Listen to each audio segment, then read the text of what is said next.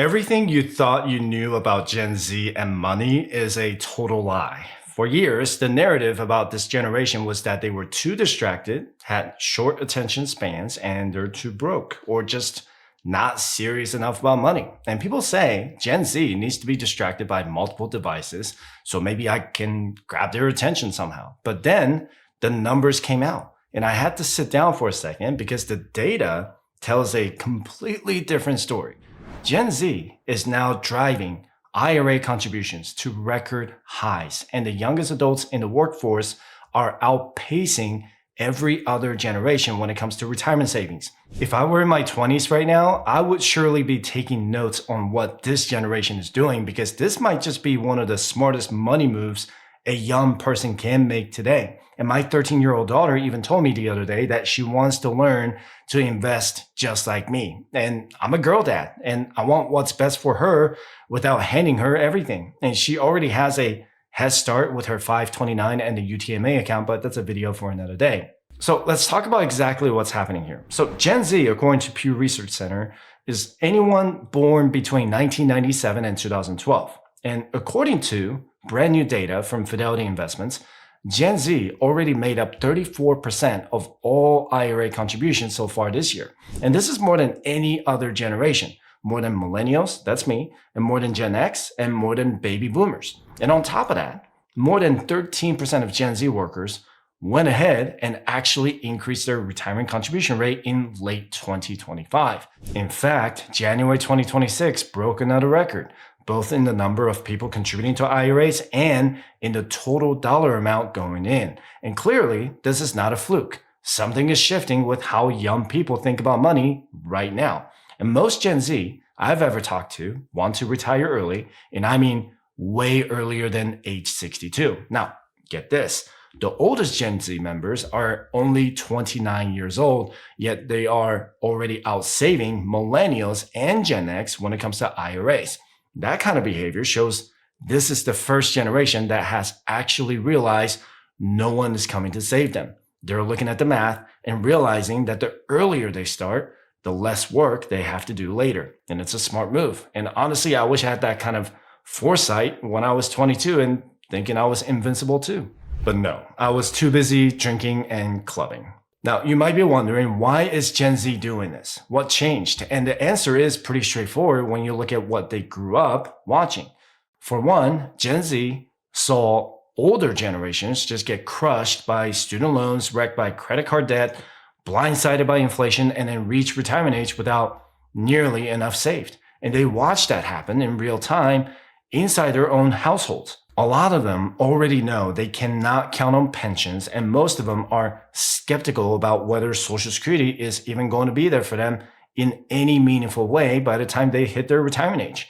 And when you start reading reports like this and realize how important savings for retirement is, the next question usually becomes, all right, but how do I set this up the right way for me? And I don't talk about this a lot on the channel, but I do work with a very small group of people one-on-one through my private client program. And I keep it limited so I can actually spend time with each person, which also means when spots open up, they go pretty quickly. So if you want to get on the wait list before it fills up again, the link is in the description below and the pinned comment, and it doesn't cost you anything to sign up. But anyway, coming back to this, there's another factor that's really driving this shift. Social media, for all its problems, has actually made financial education way more accessible for this generation, and nearly half of Gen Z says they use social media as a primary source of financial information. That's both a little terrifying and also kind of impressive, depending on who they're following, right? Hopefully they're following me. But the bottom line is that young people today are not waiting until they have their life fully figured out before they start investing. They're starting with whatever they can afford, even if that is only 25 or 50 bucks a month. And that right there is the move. Now, here's where I really want you to pay attention, because the math on starting early is one of those things that look simple, but hits hard when you actually see the numbers laid out. If someone starts putting money in at age 22 instead of waiting until age 32, that's 10 extra years for that money to grow, right? And compound growth does not care how young you are. It just needs time. So take a look at this. If you invest $100 a month starting at age 22 and you earn an average return of 8% annually, by the time you hit age 67, you're looking at roughly $466,000. Now, if you wait until age 32 to start, that same $100 a month at the same 8% return only grows to around $203,000. That is a $263,000 difference from waiting 10 years. And the person who waited did not invest that differently, and they just started late. But it gets even more interesting if you're actually maxing out your contributions. And as I always say, if your employer offers a 401k match, get that first. And that is free money, right? And do not leave it on the table. But after you get that match, the Roth IRA is where you should be putting your attention, especially in your 20s. Here's why. If you start maxing out a Roth IRA at the age of 25, contributing $7,500 a year, which works out to $625 a month, and you increase that contribution, and let's say by 2% average each year, and you earn an average annual return of 8%. By the time you're 60 years old, you're sitting on approximately $1.61 million, completely tax-free. Your total contributions will be around $350,000, and the remaining $1.26 million is pure investment growth. And if you wait just 3 years and start at the age of 28 instead of 25, that final balance drops by roughly $320,000. 3 years, $320,000. That's what procrastination cost you. Now, the person who started at 22 only put in $12,000 more than the person who started at 32, but walked away with more than twice the money. Not because they were smarter, not because they picked better stocks, they just started earlier. And that's the other thing about being young that people underestimate. When the market drops, and it will drop, young investors have the luxury of time to sit tight and wait for it to come back. They do not need to panic sell because they are not touching that money for 30 or 40 years. That kind of time is worth more than most people realize, and it's something you cannot buy back once it's gone. And if you're a Gen Z watching this video and you haven't moved out of your parents' home yet, as long as you have a job, you can contribute to your Roth IRA. Take advantage of the living situation and save as much money as you can so that you can get your own place and potentially retire earlier. If my daughter needs to stay with me during and after college so that she can save up money for her first home, I wouldn't have a problem with that, as long as she's getting the free 401k employer match and trying to max out her Roth IRA at the same time. But before you put down your video game controller and go running to open an account, you need to decide first between a traditional IRA and a Roth IRA. So let me break it down for you. With a traditional IRA, your contributions can lower your taxable income today.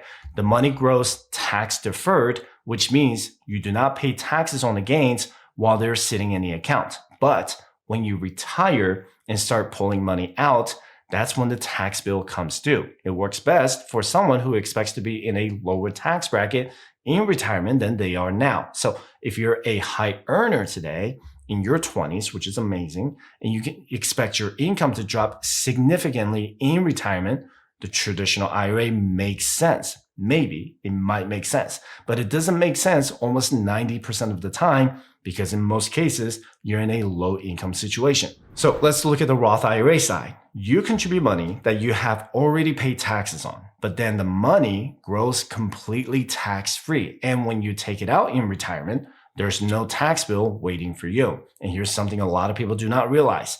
The money you put in, not the growth, but the actual contributions you make to a Roth IRA, you can pull those out at any time without taxes and without penalties, because you already paid the taxes before putting the money in. Now, the investment gains are a different story.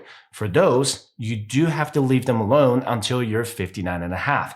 But once you hit that age, and as long as the account has been open for at least 5 years, you can withdraw everything tax-free. Personally, I would go with the Roth IRA all day long, especially for younger people. And that's mainly because most people in their 20s are in some of the lowest tax brackets of their entire lives. And that means right now is one of the best times to pay your taxes put the money in, and then let it grow for decades without owing another dime on it. And I would rather pay taxes now at a lower rate and let it grow tax-free for 40 years than delay the taxes and pay them later when I might be in a higher bracket. But where do you actually open one? Well, I got good news for you. You do not need a financial advisor, and it does not take more than about 10 minutes to open an account. You just have to decide which broker you want to trust with your money. And there are 5 big names that are clearly leading the way for investors in 2026. The most reputable and popular platforms for IRAs include Fidelity, Schwab, Vanguard, Robinhood, and Ally Bank, and many, many more, right? And some of these places are actually sweetening the deal with matching contributions. And I'm not sponsored by any of them whatsoever. Robinhood currently offers a 1% match on the IRA contributions for standard members and 3% for gold members. And just depending on the offer or depending on when you're watching this video. Ally Bank also has an IRA match program worth looking into. And most of these platforms have no account minimum, allowing you to set up automatic monthly investments, offer fractional shares so you can invest in expensive stocks with small amounts, and have mobile apps that are actually easy to use. Okay, now that you're ready to open one, here's how to do it, step by step. Go to the website or app of whichever brokerage you choose, hit open an account, select Roth IRA as your account type, link your bank account, set up an automatic monthly contribution, even if it's just $50 to start, and then choose your investments. If you're brand new to this, keep it simple. And by no means am I giving you specific financial advice, but take a look at index funds like the Total Stock Market Index Fund, which gives you exposure to the entire US market in one move. An S&P 500 index fund tracks the 500 biggest companies in the country. Or a target date retirement fund, which automatically adjusts your investment mix as you get closer to your retirement age. Do some research before choosing your investment. Now, let me talk about the mistakes, because knowing what not to do is just as important as knowing what to do. The biggest one I see is people waiting because retirement feels like it's a lifetime away. It always feels far away until it suddenly is not. And the second mistake is opening the account, putting money in, and then letting it sit in cash. Your money is not invested like your 401k just because it is in a Roth IRA account. You have to actually go in and choose your investments. And a lot of people skip this step and wonder why their account is not growing. It's not like your 401k where it just does it for you automatically. And third, trying to pick individual stocks when you're still learning the basics. That's how people lose money fast and get frustrated and quit. Just keep it simple with index funds first, right? And fourth, stop contributing when the market drops. That's actually the worst time to stop because you're buying at lower prices, right? And you want to buy when everything is low and sell when it's high. Does that make sense?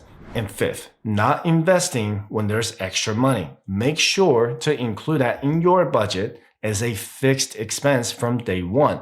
Remember, those who build wealth consistently are not necessarily the ones making the most money. They're just the ones who never stop showing up to their own financial future. So let me wrap this up with a big picture. Gen Z is proving something right now that some of us unks needed to hear too. And retirement investing is not just something you think about when you hit your 50s. The people who are winning financially are not always the highest earners. They're the people who started the earliest and stayed consistent. Even $25 or $50 a month in your 20s could turn into hundreds of thousands of dollars over time. And if you already have a Roth IRA, let me know in the comment section down below and tell me what age you started. And if you have not opened one yet, today might be the best day to get that done. And you can also check out the other video about how my own Roth IRA grew over the last 10 years from maxing it out every year. That video will show you what staying consistent actually looks like in real numbers. And if you have been waiting to work with me directly, spots in the private client program are reopening. And I honestly have no idea how long they're going to stay open. So if you want in, do not sit on it. Click the first link in the description to join the waitlist. And this has been another piece of a video and I hope you got a lot out of it.